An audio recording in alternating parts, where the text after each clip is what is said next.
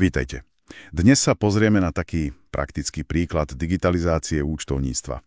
Máme tu jednu firmu, ktorá prešla na systém Faktúrko a, čo je zaujímavé, potrebovali ho prepojiť so softvérom, ktorý už používali s MKsoftom. Čerpáme teda z rozhovoru priamo s používateľom a aj z webov týchto riešení. Chceme si vlastne rozobrať, čo ich trápilo predtým, prečo si vybrali práve toto, ako to celé prebehlo a hlavne, čo im to prinieslo. Tak poďme na to. Čo boli tie najväčšie problémy na začiatku? Prečo vlastne potrebovali niečo meniť?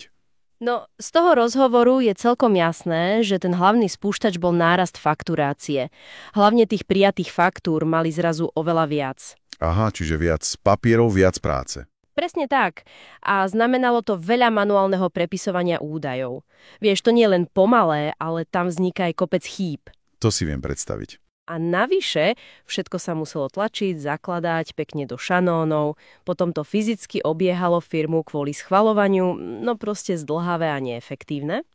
A práve tu je taký zaujímavý bod, nie? Že oni sa vlastne rozhodovali strategicky. Áno, presne. Nebolo to len také, že boli nás toto, tak to rýchlo opravíme.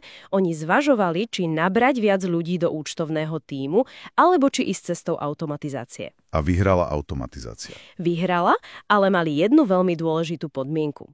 Ten nový systém, nech by bol akýkoľvek, sa musel vedieť spojiť s ich MKsoftom. Bez toho do toho nechceli ísť. Rozumiem, takže tá kompatibilita bola kľúčová, to asi vyradilo aj iné možnosti, ktoré možno skúšali. Pravdepodobne áno. A práve toto prepojenie je často kameň úrazu pri takýchto projektoch. Dobre, takže vybrali si Faktúrko s podmienkou napojenia na MKsoft. A aké boli teda výsledky? Čo sa zmenilo k lepšiemu, keď to už mali zavedené? No ten najvýraznejší efekt, ktorý ten používateľ stále zdôrazňoval, bolo naozaj dramatické zrýchlenie. Hovoril, že spracovanie dokladov im kleslo z dní na hodiny. Z dní na hodiny, to je teda riadny skok. Áno, obrovský a s tým súvisí aj to online schvaľovanie. Už žiadne čakanie, kým sa niekto fyzicky dostane k papieru. Schváliť sa dá odkiaľkoľvek z mobilu, z počítača. Čiže koniec papierovačkám a fyzickým šanónom. Presne, to bola ďalšia veľká úľava. Fajn, takže rýchlosť je jasná. Ale boli tam aj nejaké ďalšie výhody, okrem toho, že to bolo rýchlejšie? Určite áno. Rýchlosť je jedna vec, ale dôležitá bola aj presnosť.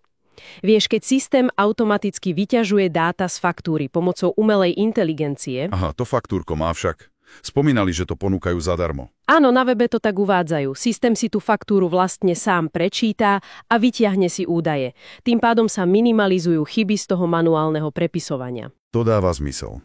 Potom je tu tá elektronická archivácia. Majú to bezpečne uložené na dvoch miestach, aj v MKsofte, aj v archíve Faktúrka. Ak ku každej faktúre je kompletná auditná stopa. Čo to presne znamená tá auditná stopa? No, že vidíš presne zaznamenané, kto a kedy s tou faktúrou čo robil. Kto ju nahral, kto ju schválil, kedy sa zaúčtovala. To je super pre prehľad a kontrolu. Jasne, takže lepší prehľad, menej chyb, nižšie náklady na tú administratívu okolo toho. Presne tak. Výhody znejú naozaj dobre. Ale poďme k tej implementácii. Často to býva bolestivý proces. Ako to išlo v tomto prípade? Boli nejaké problémy? No podľa toho, čo hovoril používateľ, tak prekvapivo hladko a rýchlo. Zdá sa, že si dali záležať na príprave. Najprv si dobre zanalyzovali svoje procesy. Čiže vedeli, čo chcú a ako to má fungovať. Áno, a potom veľmi chválili podporu od dodavateľa, od Faktúrka. Že boli rýchli, flexibilní, vedeli reagovať aj na nejaké ich špecifické požiadavky a úpravy na mieru. A hlavne asi to prepojenie s MKsoftom, že? To muselo fungovať. Presne to. To zdôrazňoval ako úplne kľúčové. Povedal, že skúšali aj iné systémy, ale práve toto funkčné prepojenie a zároveň tá vysoká úspešnosť vyťažovania dát, to boli veci, kde podľa neho Faktúrko vyniklo nad ostatnými. Čiže nestačí mať len dobrý samostatný nástroj, musí zapadnúť do toho, čo firma už používa.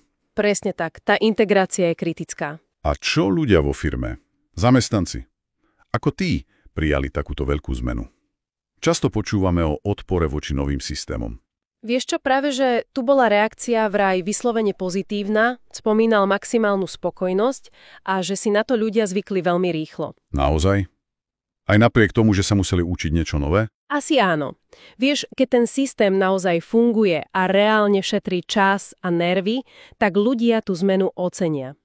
Tá úspora času bola asi taký obrovský benefit, že to prevážilo tú počiatočnú námahu. Takže ak to zhrnieme, čo si z tohto príbehu môžeme odniesť? No, ukazuje to, že takýto cielený prechod na digitálny systém, ako je Faktúrko, vie naozaj od základov zmeniť fungovanie účtovníctva.